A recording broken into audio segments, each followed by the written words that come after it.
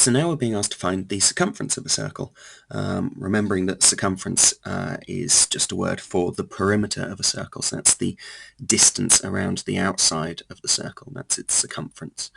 We want to find the circumference of the circle, we know its radius, and as with the area, there is a relationship between the circumference of a circle and its radius, and the formula looks like this. Its circumference is equal to 2 times pi times r, the radius. Okay, so again we've got pi appearing here. Remember, that's just a number. It's approximately sort of 3.141-ish. That's our pi. So it's just 2 times about 3 times whatever the radius happens to be. So our radius is 7. That means our circumference is going to be 2 multiplied by pi multiplied by 7. So now trying to work with this calculation, it's not really going to make much of a difference because we're going to put it all in our calculator in a moment anyway.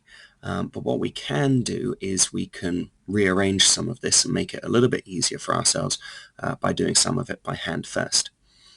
And what we need to realize is that with multiplication, because they're all the same operation, we can do them in any order that we like. So here we've done 2 multiplied by pi multiplied by 7.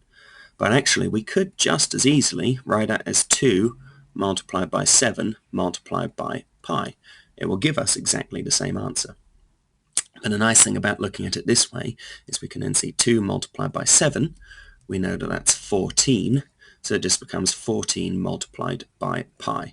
And that's going to be slightly easier to stick in our calculator then. So going to our calculator, we will do 14 multiplied by, and remember we've got this button for pi here, and we see that 3.1415, slightly larger value for pi, so 14 times pi, and that gives us an answer of 43.98.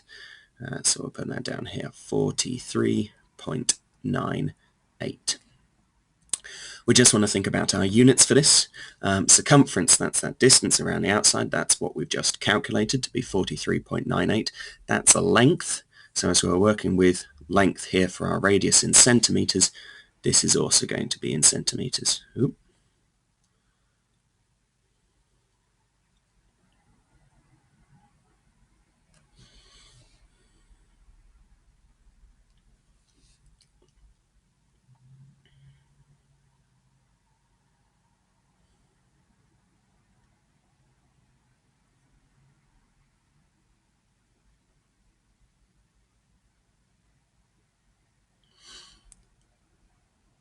For our second example, we want to find the circumference again, but this time we've been given the diameter.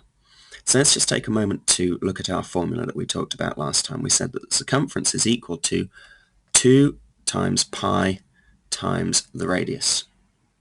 Or when we wrote that in a slightly different way, remembering that we can do our multiplication in any order that we like, that becomes 2 times the radius multiplied by pi.